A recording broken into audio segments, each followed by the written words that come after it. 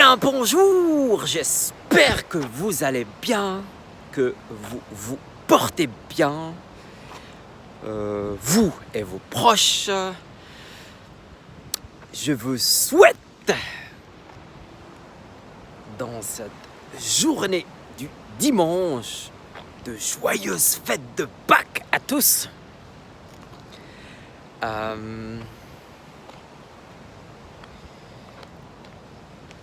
J'avais envie, dans cette vidéo, de parler de quelque chose d'hyper important. Alors, c'est sorti dans une étude scientifique qui dit que l'équivalent de 20 cuillères de café en sucre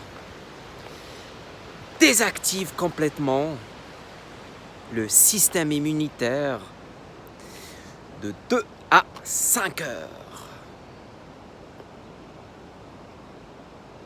En fait, alors pour donner une idée sur, en quelque sorte, l'équivalent,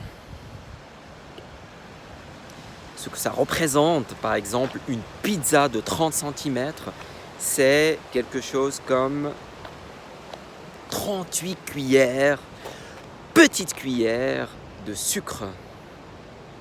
Je vous laisse faire le calcul.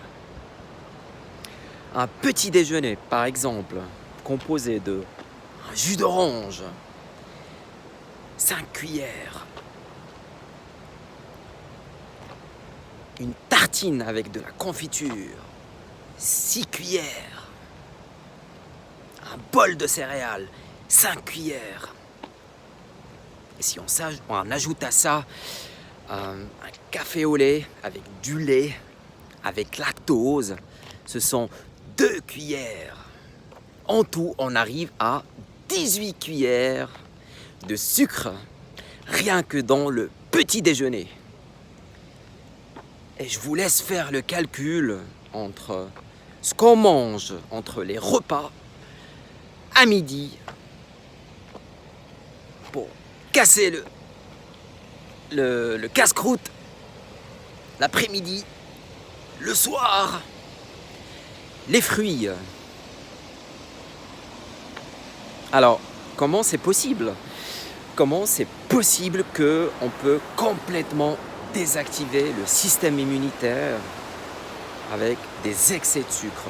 Et en fait, le lien, il apparaît de plus en plus évident entre les personnes qui ont un système immunitaire faible et les maladies infectieuses.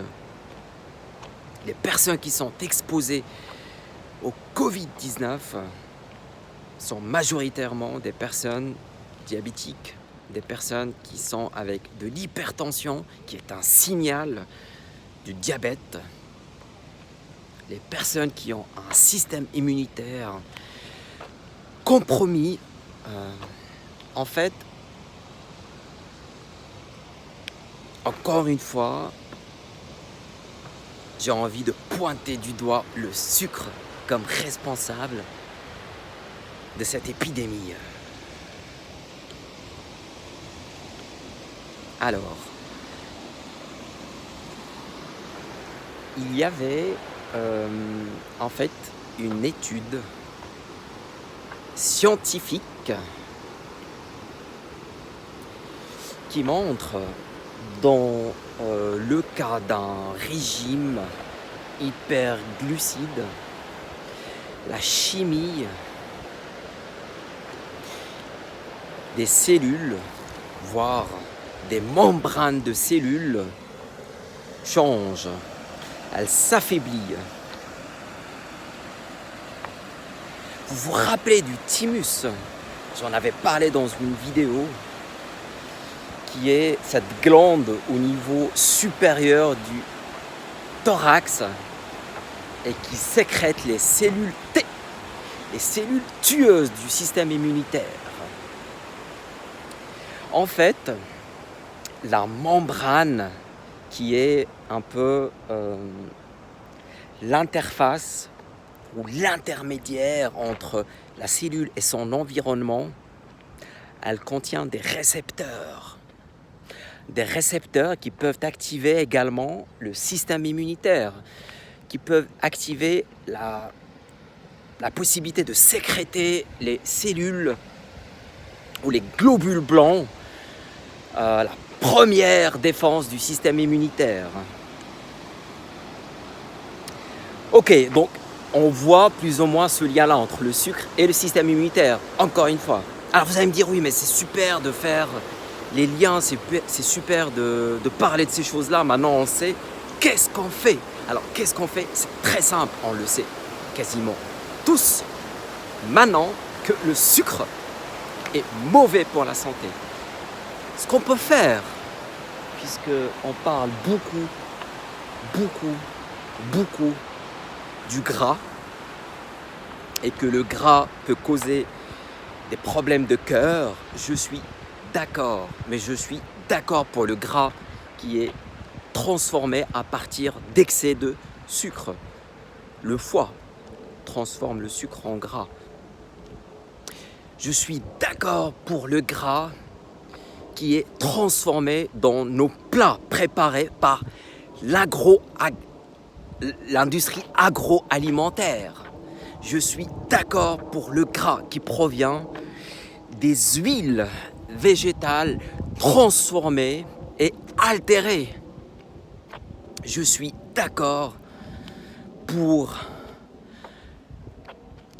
le gras tout simplement transformé et non naturel. Alors, il est prouvé que les lipides qu'on trouve dans nos aliments de manière naturelle protègent les cellules, protègent les membranes cellulaires. Alors, plus précisément, ce sont les lipides ou le gras insaturé, les polyinsaturés, les oméga 6, les oméga 3. Ce sont des lipides qui peuvent protéger les cellules membranes. Il faut savoir que le corps,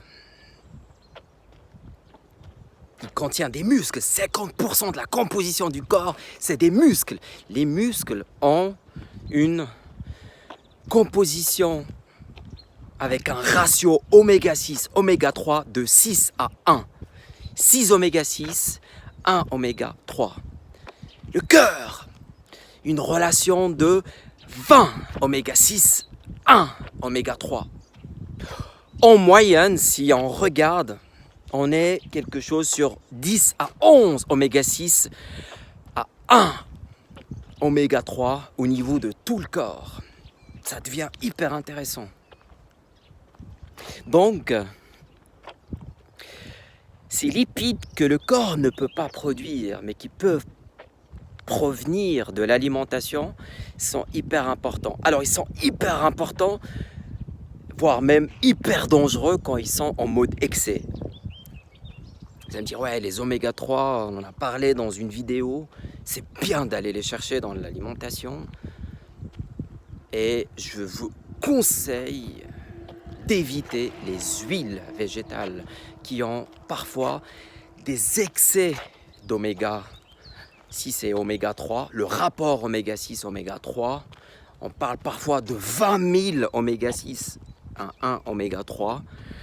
Je ne parle pas des huiles qui proviennent du poisson parce qu'elles sont industrialisées, transformées, des fois dans des conditions avec une absence totale d'oxygène et voire même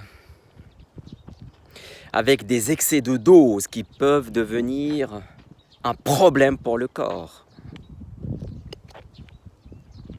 Donc, vous l'avez compris, consommez plutôt des aliments riches en oméga 6, oméga 3 avec un rapport en moyenne de 10 à 1. On peut trouver l'information sur internet. Si on est sur des huiles, on va dire correctes, de la nature, type les huiles de coco, les huiles de lin. Il faut sélectionner ces huiles. Il faut sélectionner ces huiles pour avoir le bon rapport. Il faut les sélectionner avec des pressions à froid. Il faut les sélectionner s'ils sont biologiques. Il n'y a pas de chimie qui altère la composition de ces huiles. J'ai parlé d'oxygène. J'ai envie de vous poser la question suivante. Qu'est-ce qui se passe dans un cas de chimiothérapie? Une baisse des globules blancs, une baisse d'oxygène dans le corps, une baisse du système immunitaire humain. Donc, en plus de apporter les bons lipides à son corps, oxygénez-vous. Il faut de l'oxygène. De l'oxygène, c'est la thérapie pour tuer toute infection dans le corps. Une cellule oxygénée, c'est une cellule qui vit. C'est une cellule qui a tous ses moyens pour se défendre.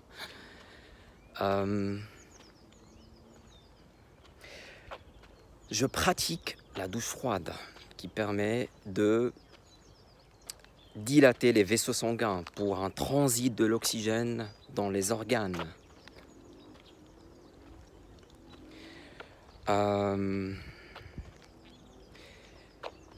y a des pratiques également pour évacuer tout stress qui conduit à des situations, voire des fois des peurs.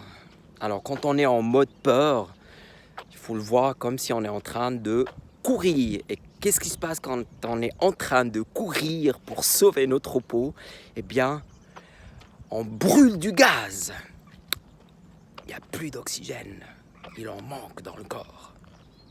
Voilà, j'espère que ça vous a plu. Je vous aime. Je vous dis à tout bientôt. Mouah.